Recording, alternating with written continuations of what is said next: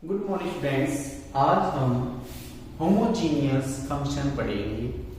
ये हमारा unit first में आता है M3, मतलब जो बीटेक जो सेकेंड ईयर वाले बच्चे हैं उसका जो मैथमेटिक्स है उसके यूनिट फर्स्ट में आता है।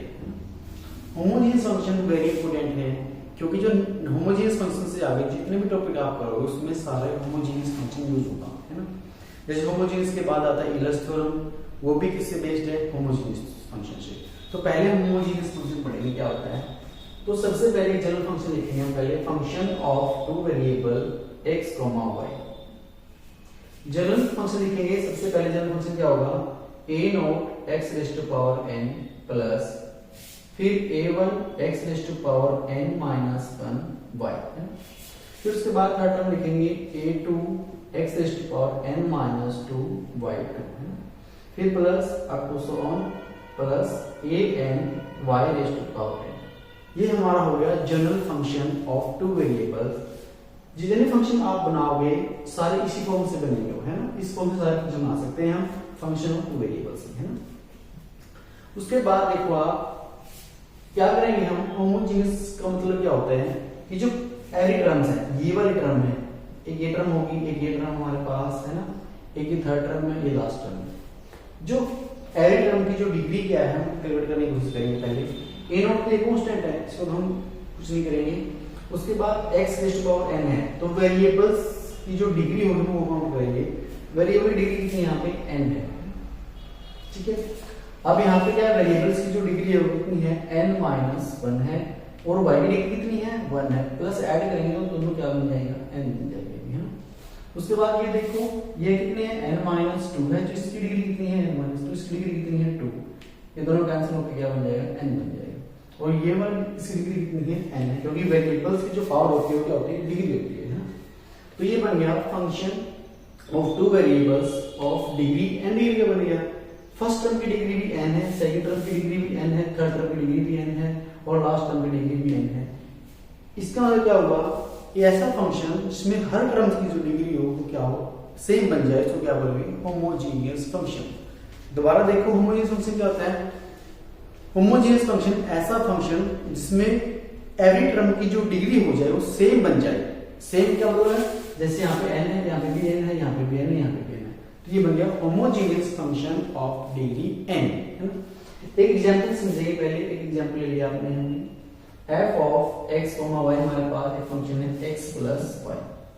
हम चेक करेंगे ये फंक्शन होमोजीनियस है या नहीं है। तो सबसे पहले क्या करते हैं? डिग्री चेक करते हैं। वेरिएबल्स की डिग्री कितनी है? 1 डिग्री है। यहाँ पे डिग्री कितनी है? 1 है। तो दोनों की डिग्री क्या है? इस टर्म की डिग्री भी 1 है और इस टर्म की डिग्री भी 1 है। इसका मतलब क्या हो गया? होमोजीनियस फंक्शन बन गया। क्यों? क्योंकि degree of every term is equal. तो यहाँ पे भी 1, यहाँ पे 1, तो ये बन गया होमोजीनियस फंक्शन, है ना। अब अगला एग्जांपल लेते हैं हम, f ऑफ x, y। हमारे पास एक फंक्शन है x square plus xy x dot y, ना। तो इसमें वेरिएबल्स में पहले टर्म की डिग्री देखिए आपने, कितनी वाली डिग्री है? यहाँ पे 2 है। इस टर्म की डिग्री आपने देखी, इसकी डिग्री 1 है, इसकी डिग्री 1, तो टोटल डिग्री कितनी होगी? 2। तो एवरी टर्म की डिग्री कितनी है? 2 है। तो इसका मतलब ये भी क्या बन गया? होमोजीनियस फंक्शन बन गया ऑफ डिग्री कितनी बनेगी इसकी? 2, है ना। 2 डिग्री है ना, तो डिग्री बन जाएगी 2। इसमें डिग्री कितनी है? 1। तो होमोजीनियस फंक्शन ऑफ डिग्री 1। यहां तक सब क्लियर हो गया। अब थोड़ा सा इसको आगे करेंगे, थोड़ा सा एक्सटेंड करेंगे इसको। पहले वाले फंक्शन को, जो हमारा जनरल फंक्शन है, उसको थोड़ा सा एक्सटेंड करने की कोशिश करेंगे हम। इस वाले फंक्शन में से यदि हम, जो हमारा जनरल फंक्शन है, इस जनरल फंक्शन में से यदि हम x raise to power n को कॉमन लेते हैं, है, तो क्या बनेगा? x raise to power n common आ गया, अंदर क्या बन गया? a0 प्लस यहाँ पे क्या बन जाएगा? a1। यदि हम x raise to power n minus 1 में से x raise to power n को कॉमन लेते हैं तो क्या बनता है? यहाँ बन जाएगा 1 बाई x, और ये y एज इट इज, है ना। कैसे? यदि आप x raise to power n minus 1 में से x raise to power n common लोगे तो अंदर क्या बचेगा? 1 बाई x, क्योंकि दोनों में मल्टीप्लाई करोगे तो वही बन जाएगा x raise to power n minus 1। ये लिखा हमने, है ना। उसके बाद a2, ये क्या है? इसमें से x raise to power n common लिया तो ये क्या बन जाएगा? y square as it is बन जाएगा, और नीचे क्या बन जाएगा? x स्क्वायर, है ना। फिर plus up to so on an, यहाँ पे क्या बन जाएगा? y raise to power n बाय x raise to power n। ये बन गया हमारा फंक्शन, है ना। थोड़ा सा और सिंप्लीफाई करेंगे इसको, पहले वाला एज इट लिखेंगे, इस वाले इस पूरी टर्म्स को हम क्या मान लेंगे, 5 ऑफ y बाय x मान लेंगे। क्यों मानेंगे, क्योंकि जितने भी टर्म्स हैं इसके अंदर वो किससे बनके मिली है, y बाय x से मिलके मिली है, y बाय x से मिलके मिली है, y बाय x से मिलके मिली है ना। यहाँ पे भी क्या लिख सकते हैं, a नोट के साथ में क्या लिख सकते हैं, y0 एंड x0 लिख सकते हैं ना। तो ये भी क्या बन गया, टर्म से मिलके बना हुआ है, तो y बाय x टर्म से मिलके बना हुआ है सारा का सारा ये वाला टर्म।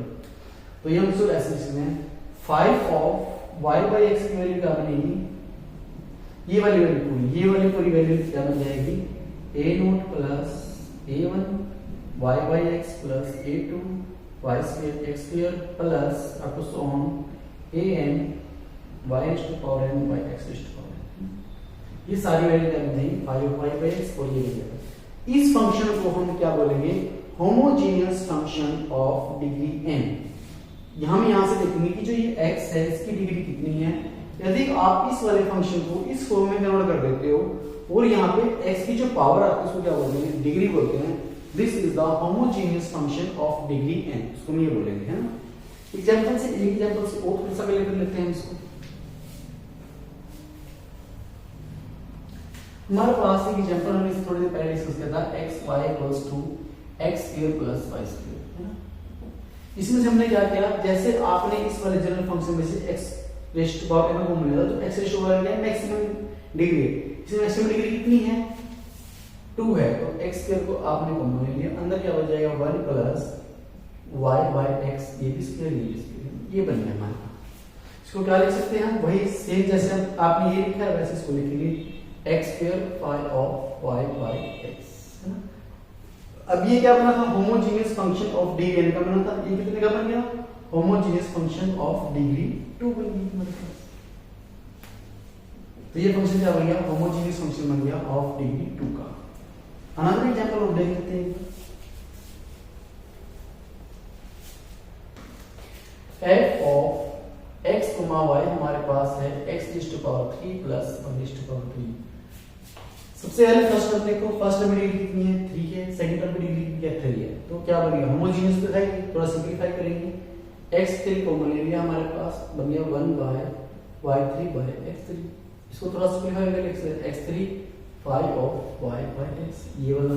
तो homogeneous function of degree 3, degree कितनी बनी यहाँ पे 3 है ना, पावर तो 3 है ना। ये है होमोजेनियस फंक्शन। आज हम नहीं करेंगे, इसके बाद हम होमोजेनियस फंक्शन से रिलेटेड जो क्वेश्चंस होंगे हमारे वो डिस्कस करेंगे, और हमारे जो सबसे मेन थ्योरम है टेलर्स थ्योरम, वो हम डिस्कस करेंगे इस लेक्चर के बाद, नेक्स्ट लेक्चर में।